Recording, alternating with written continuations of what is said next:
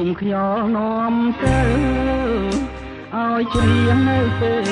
យំជ្រៅរំលឹកនៅអនុស្សាវរីយ៍មាត់ទន្លេក្រោមដួងចន្ទគ្រាតើសំដីអ្នកណាដែលថាមិនក្បត់បងទេ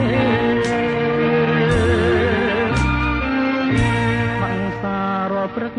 សូមជួយច្រៀងផងពេលញ៉ាំទុំលើបងត្រ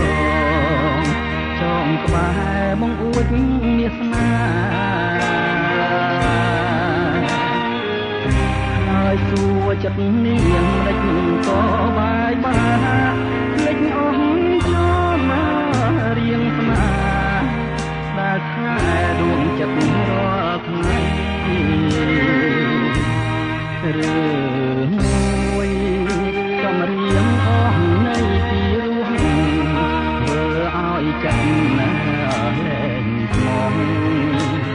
បានជាអូនបងដៃបើស្នេហាយើងអស់នៅមាននិស័យសូមទុំដោជាក្តីស្រមៃរឿងដើមអស់នៃនឹកទៀតចម្រៀងថ្ងៃនេះធ្វើឲ្យចំបាយរស់នៅក្នុងភ្លើងគ្មានផ្សែងអ្នកឯងក្នុងទ្រូងចង់អៀតក្បត់សំដីឯងគឺស្នេហ៍មានស្នៀតក្បត់រាប់រយដងទៀតក៏ស្នៀតនៅតែដដែល